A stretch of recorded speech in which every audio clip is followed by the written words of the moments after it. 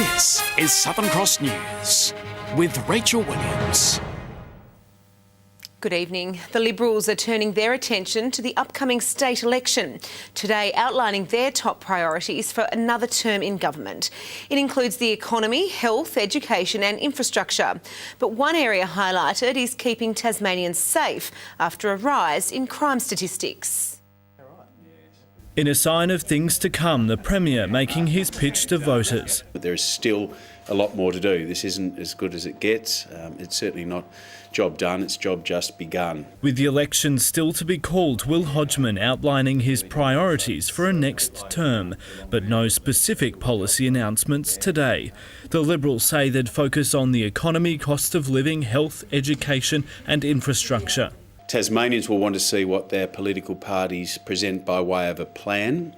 This should not be a popularity contest. It should be about which party has the best plan for Tasmania. Opposition parties say the government has had its chance to prove a track record. All it's done for 3.5 years is blame other people for the circumstances that they found themselves in. You cannot cut from the budget the amount that they did in their first year and then be surprised at the outcomes we're getting now. Neither the Liberal or Labor Party understand that the environment in Tasmania underpins everything. It provides us with the food and the resources that we need to prosper today and in the future. One priority listed by the Liberals for a next term in government is keeping Tasmanians safe, an issue in the spotlight after the release of crime statistics yesterday. And the crime figures go up and down on an annual basis. They've gone up 9.4% this year after a drop of 10.4% last year.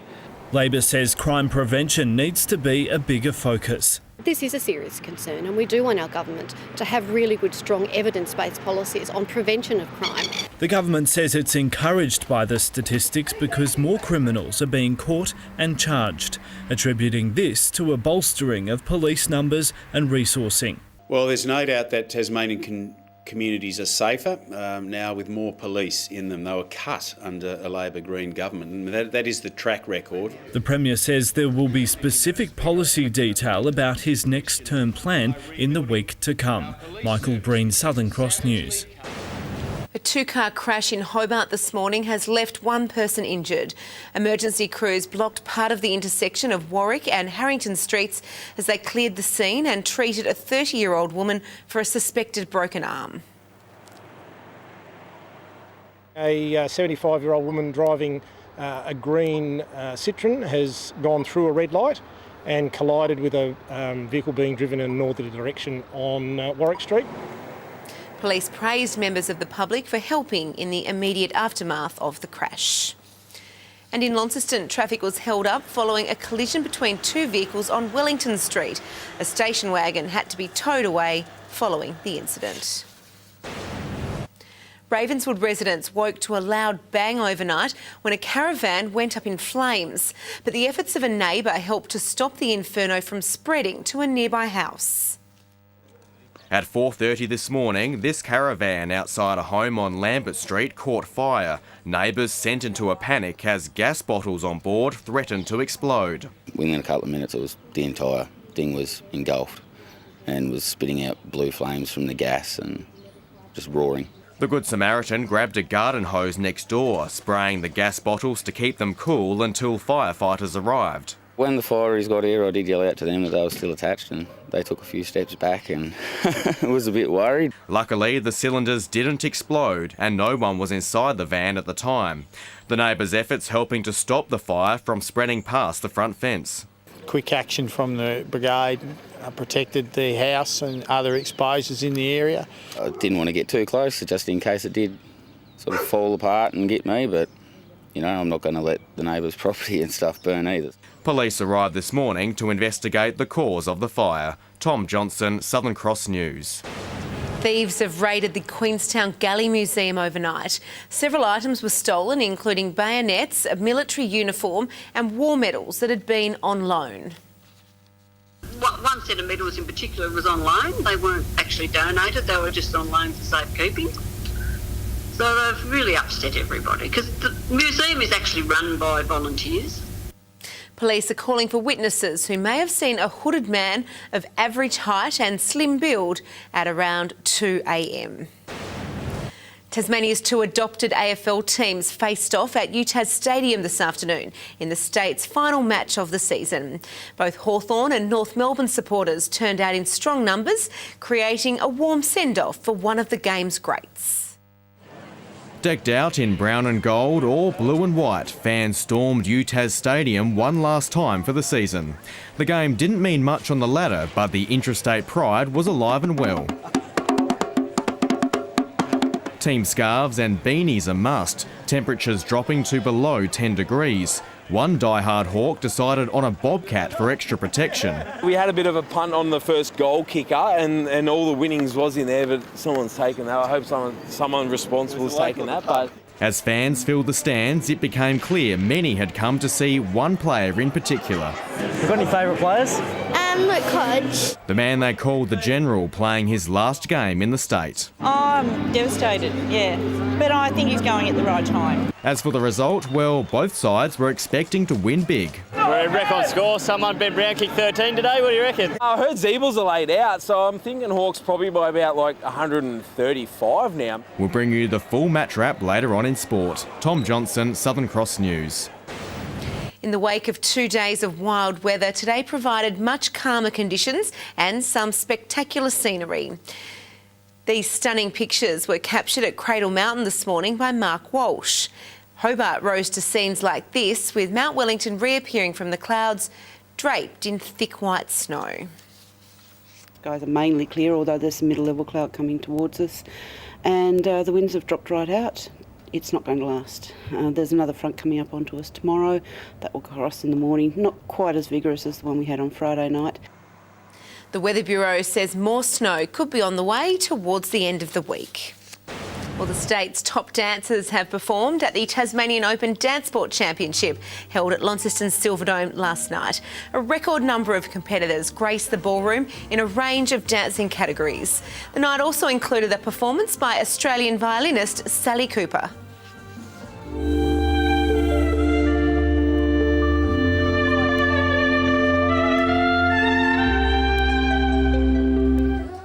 "240 couples took part in the competition. With Launceston cementing fifth spot on the TSL ladder thanks to yesterday's easy win over Devonport, coach Sam Lonigan says the Blues are ready to shake things up come finals, while the Bombers remain full strength and injury-free for the first time in a long time approaching September. The Blues coach had previously refused to give the club's final fire too much fuel in front of the cameras until yesterday. I think if we get there, we're going to really shake some sides up. We've lost by 20 points to all the sides above us.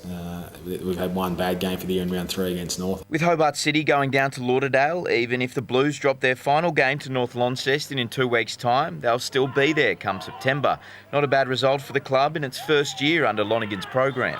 We've done everything possible we can. We've come down here and won the game that we needed to win, and the boys have done that. Meantime, Lauderdale have moved into second on the table after overrunning the D's in an 8-goal final term. If you're going to win the premiership, you need to be able to do that against teams, and I think today, given we tried a lot of guys in different positions in the last quarter, to still kick 8, it was a massive positive for us. To soccer, and the Northern Rangers are on track to qualify for the end-of-season league tournament, with Nick Lanau-Atkinson making it a 3-1 difference against Kingborough in the second half before the visitors rallied to narrow the gap.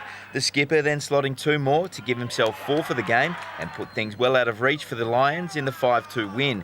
A tight battle at Darcy Street between South Hobart and the Zebras, with the visitors taking the 1-goal lead at half-time. Alex Walter squaring things late in the match to make it a 2-2 draw. And Glenorchy Knights have clinched the 2017 Southern Championship title after holding on to claim a 1-1 draw in a hard-fought match with Beachside FC overnight. The Northwest Thunder have been knocked out of Siebel Championship contention in heartbreaking fashion, going down by just 1 point against Dandenong overnight. The Chargers were also beaten, but still have one more shot at making the conference final. Locked up for the majority of the match, the Thunder headed into the final term just 2 points up on the Rangers, with neither side stepping off the gas in the home stretch. An epic arm wrestle ensued. In Port, Jeremiah Ingram held firm in the paint, but the Rangers kept pushing as the lead kept changing hands. With 1 minute to go, the Thunder were up by a single point before the home side turned the tables.